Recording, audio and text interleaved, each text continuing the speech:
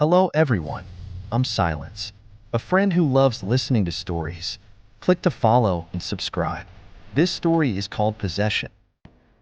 The events took place in a village in Hungdong County, Hunan Province. Back then, I was only 13 years old. One time, my father and I went to visit relatives in a neighboring village for a meal. After the meal, it was almost 7 p.m., and the sky had already darkened. After saying goodbye to Aunt Jean, I followed my father on our way home. You wanted to fight with your brother earlier, didn't you? That's so rude. We were guests in someone else's home. My father scolded me as we walked. He started it first. I muttered under my breath. That doesn't mean you should fight back. He's younger than you. What's the harm in letting him have his way? As we talked, we reached a small river on the edge of the village. This river wasn't wide, but it was quite deep. The stone bridge had been there for who knows how many years. That day, just as my father and I stepped onto the bridge, I sensed something was off.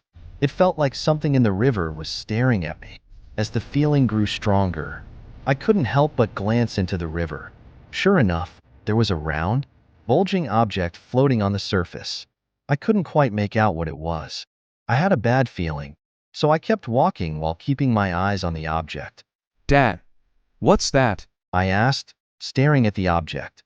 But even after calling him several times, he didn't respond at all. That's when I realized my usually chatty father hadn't spoken in a while. When I turned to look at him, I was terrified. His face had turned ashen, and his expression was eerily twisted. His features were contorted as if he were laughing and crying at the same time, drenched in sweat, looking as if he had just been pulled out of the river. Dad, what's wrong? Say something. I was terrified, calling out to him, but it was like he couldn't hear me. He just kept walking toward the edge of the bridge. A few more steps, and he'd fall into the water. But he showed no signs of stopping, his eyes fixed on that object.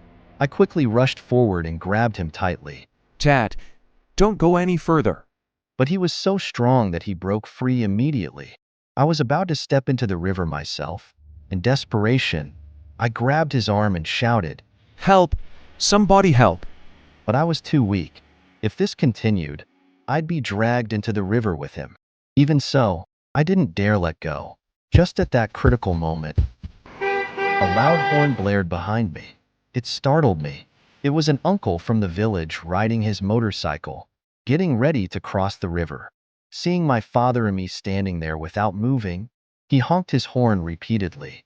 Only when my father and I finally reacted and stepped aside, did the man grumble and ride past on his motorcycle. What happened to you earlier? I've been calling you for ages and you didn't respond. You scared me to death. My father said to me. By this time, he looked back to normal. Hey, you say I was acting possessed just now. My father joked, which made me feel even more puzzled. It wasn't until my dad mentioned it that I realized what had happened. It turns out he had experienced the same thing as I did, except that, during his possession, I was the one about to jump into the river. Everything else was the same. We both saw that strange object in the river earlier, but when we looked back, it had disappeared. Neither of us understood what had just happened. The thought of it gave us chills, so we hurried home without mentioning it to my mother. A few days later, after school, my friend and I passed by that bridge again. We saw a large group of people gathered there, talking about something. When we got closer, we learned that a body had just been pulled out of the river. The body's belly was bloated, round and swollen, instantly reminding me of that strange object my father and I saw a few days ago. What's more, the dead man's expression was identical to my father's when he was possessed that day. Maybe it was that thing that almost killed us. It's been a long time since this incident, but every time I think about it, my skin crawls. Ever since then, whenever I cross that bridge, I keep my eyes straight ahead and walk as fast as I can, no matter what strange things I might encounter. Now that I think about it, I still don't understand. Was I the one possessed that day, or was it my father?